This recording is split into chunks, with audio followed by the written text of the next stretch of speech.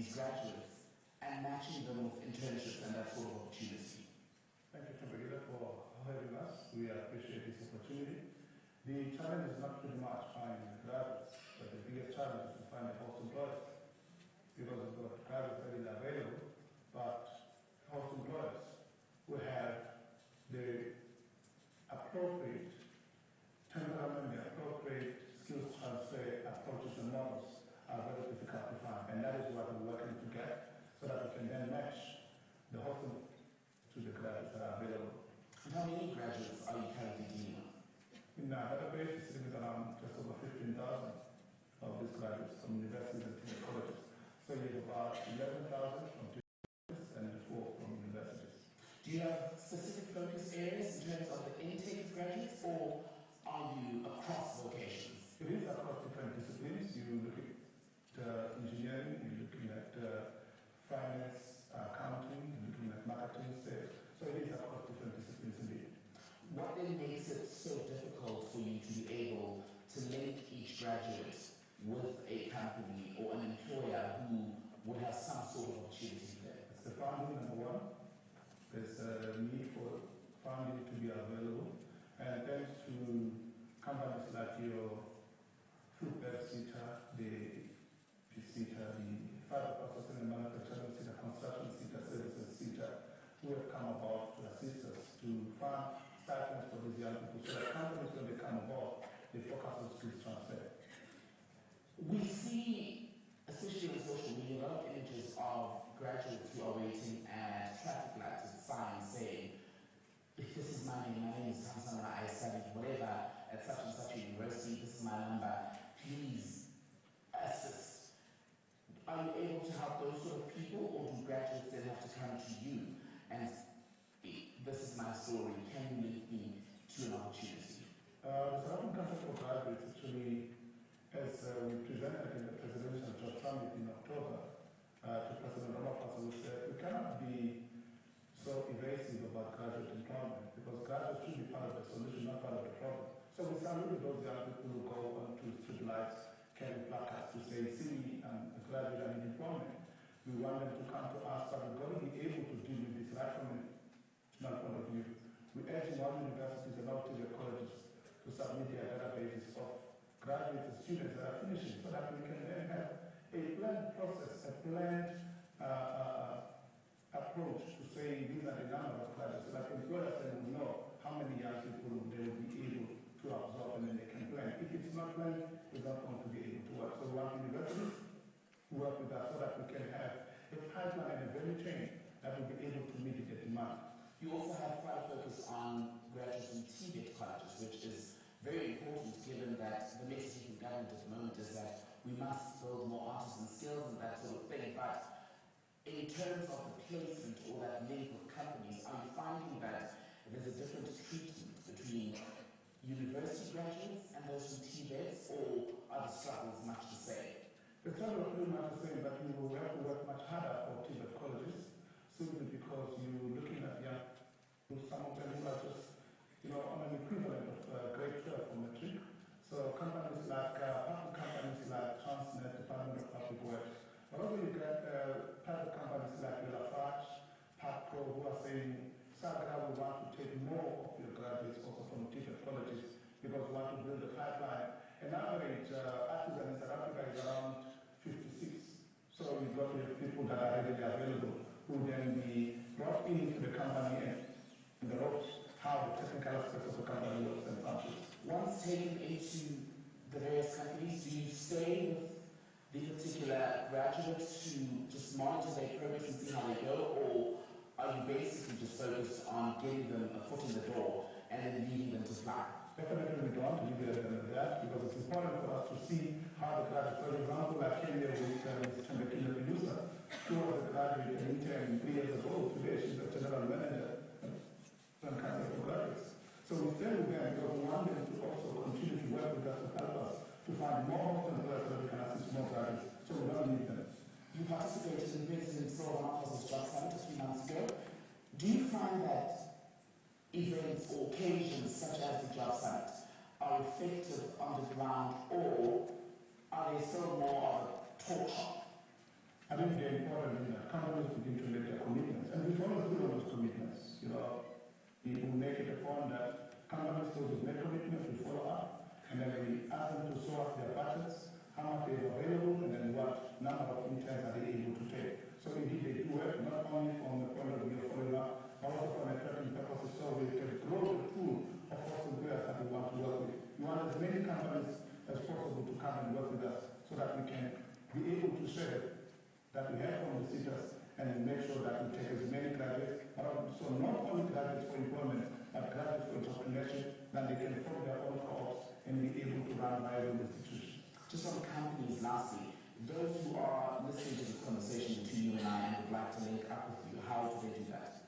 Well, they can visit our website, www.cooperativecouncil.co.za, or they can send us an email. If it's graduates, they can send an email at admin@cooperativecouncil.co.za, and for companies, that's an email at development@cooperativecouncil.co.za. We are readily available. We know it's the festive season, it's a season for fun, but let us remember January is just around the corner, and we want as many as possible young people who have just graduated this year to come and join the workplace and stop staying at home. A sobering message there. Thank you. Good morning. Thank you very much for this opportunity. We wanted to show that video so you can have a better understanding of what we do and the challenge that we are all facing.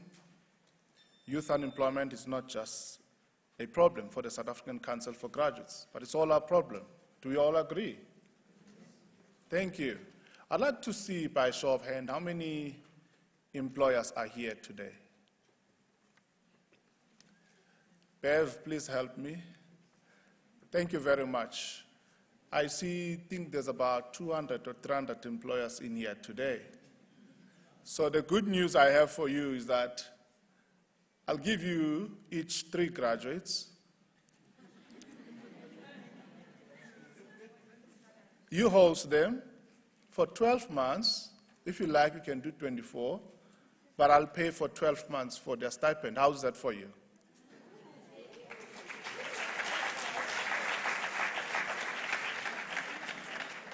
The reason we do this is because it's very important to ensure that our young people are kept busy, they're not idling, and they begin to know that being productive is a choice. But to have a choice in a society where young people are not given an opportunity is a problem. And I would like to thank the Cape Media Corporation. Robert, thank you very much. And I think there's the Hagai Institute for sponsoring this event to ensure that the dialogue continues. But also let's have a dialogue that is conclusive, where we're able to say in 2019, over 300 employers came together. And as a result, 600 graduates were employed or were given an opportunity to learn about the world of work.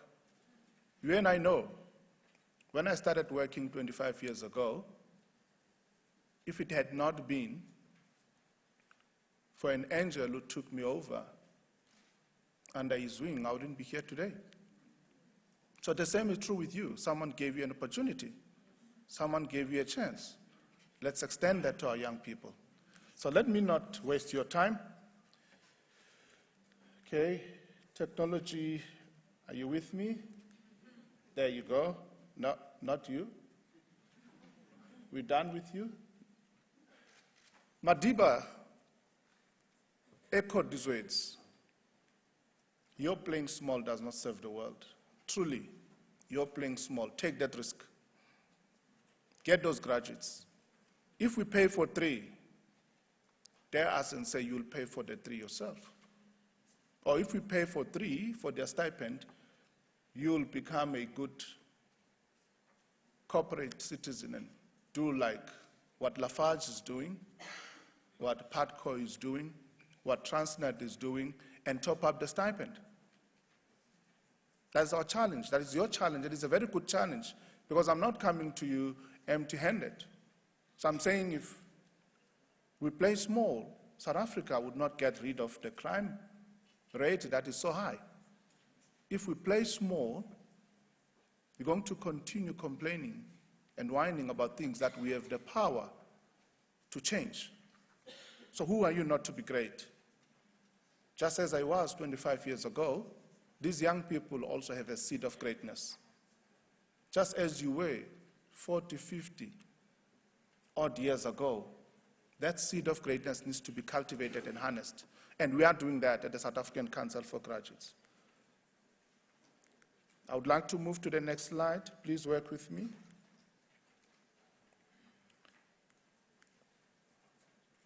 No, thank you. I won't spend much time on this. We exist to ensure that we grow a high caliber of graduates. Not only graduates for employment, but for them to run their own successful businesses or cooperatives, and that they then contribute towards the innovations and industrialization of South Africa. That is very key to us. We serve in the Presidential Youth Working Group. We've been doing that since 2015.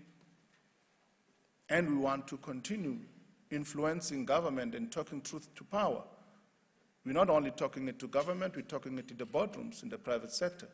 We can't afford to have our young people ignored or not given adequate opportunities to grow. Most of us are going on to pension. Who's going to replace us? Let's prepare the pipeline. I'm ready for pension. So who's going to replace me when I leave? So it's important that this, please work with me. Don't go backwards. The bottom one. Okay. Thank you. Wow, you're a very good teacher. Thank you, Tabang. You are so good. Our staff members, you can see, they're all in their early and mid-20s.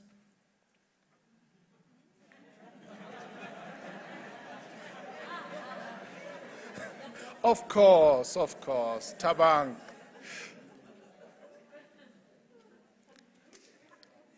Of course, except the three of us, but majority of them are in their early 20s.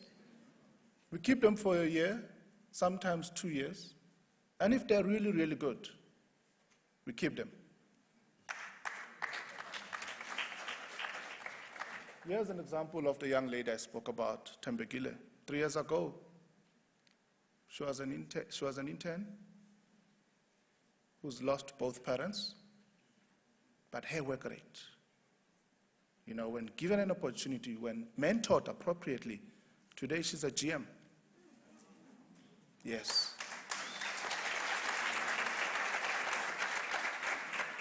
But this doesn't just happen. We have a model that we follow. We subscribe to these principles of internship learning, discovery, and performance. 15% of the internship, if you work with us, of course, we'll make sure that we afford the resources and time. 15% of the internship towards on-the-job learning, 35% to networking, discovery, and insights. It's very important to expose young people. I'm not alone even here today. Stembisile Mbata, where are you? She's sitting somewhere here. And make sure they get involved, they get exposed. So they're able to network, they're able to do research. And then 50% of the internship ought to be around performance of certain structured tasks. And we do weekly and monthly support and appraisals. They begin to understand that if you miss doing what you ought to be doing, in a week, we are going to come and check you up. Please give the gentleman some water. Thank you, sir. So we don't allow them to go in for 3 months not knowing whether they are making it or not. So we've got a very short cycle of appraisal. In that way, they become best at what they're doing. But also we're able to put interventions quite early enough. So I would request all our employers, all people who work with young people, let's adopt this model, put it to action, and see if it works or not. Deputy Minister Manamela spoke about this earlier on. The 300,000 number of unemployed graduates. So I've just asked you to do only 300. What percentage is that? So it's a drop in an ocean. Madiba said, you're playing small. Will not serve South Africa. The Cape media is saying we can't be playing small anymore. Let's do things that will benefit this nation. South Africa is not just a small nation. We're a great nation. And let's do that by getting rid of corruption, getting rid of crime. Money that should be coming to get young people start their own businesses going elsewhere, unaccounted for. We've got to put a stop to that. And that requires all of us. But whining about it is not going to put a stop to it. But there's more to the 300,000. There's over 200,000 students from your TVET colleges and universities of technologies who do not have workplace training to graduate. And we call that work-integrated learning. So not only graduates, but let's get the students who are doing their final years, who need their P1, their P2s to graduate. We can't, of course, afford to have these kids staying for 3 to 5 years. Now they're sitting with an albatross on their heads. They can't graduate. They can't continue with their studies. That's serious frustration for young people. Please. A lot of petty criminals that we have in our country as a result of frustration that young people have. And very few of them know about us anyway. But it doesn't help us to publicize what we do when we do not have host employers. So we do need as many host employers as possible so that the database that we have, we can't even half it. We do 3,000 to 5,000 a year when the challenge is so big. So these statistics you can see for yourself are 2 years old. They're even worse today. Enough about the problem. What is the solution? These are skills development partners. Surely there's a space here for your organization.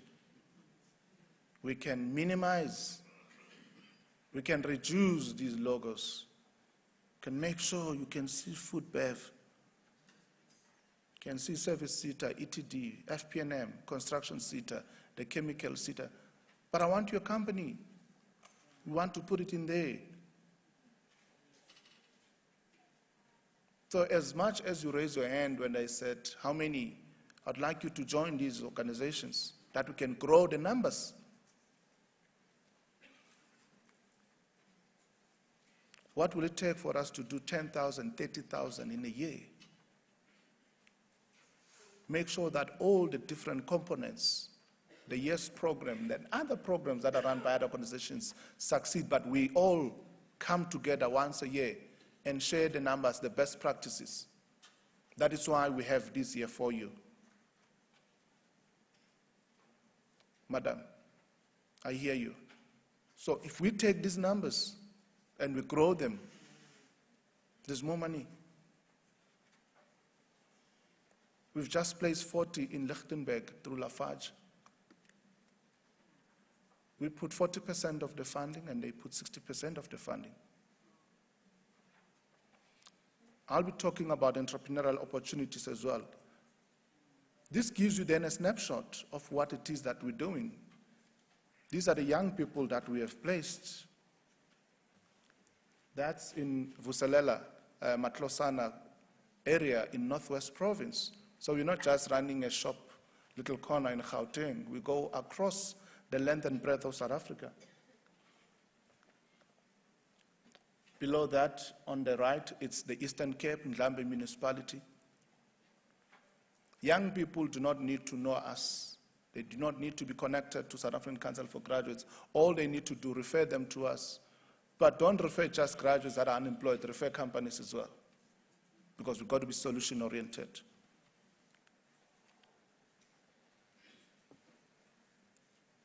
a candidacy program which we ran with the Department of Public Works, funded by Cheetah and FoodBev. Took learners from all the 9 provinces in internal auditing. We paid for 12 months, Department of Public Works came on the 2nd year. That's a public-private partnership. We can do many of these. Today, these learners are sitting with 24 months of work experience. They are just left with a month to finish. Out of the 30 that we placed, already 7 have been absorbed by the department. So yes, we are allowed to absorb before they finish. Avenge, even though it's struggling, there it's taken some of our learners. In spite of it being struggling, they were still able to top up their stipend. Learners in the Free State, at Metsimahulu Municipality, at Prasa in Durban, very good story there. All 12 of them were absorbed at the end of their program, and they're all coming from TVET colleges.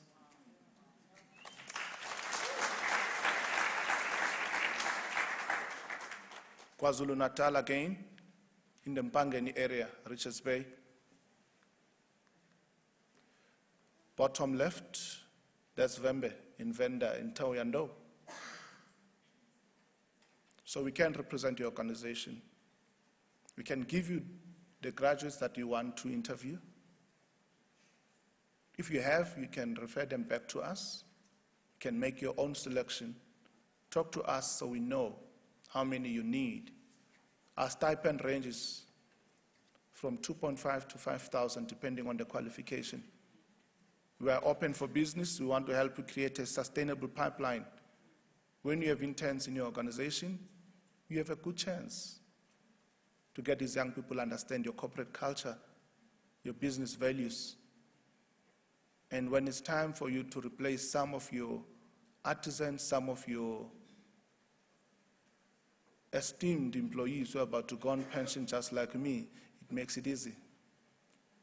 So ladies and gentlemen, this is our business case, and we want to ensure that you understand what we do and how we do it.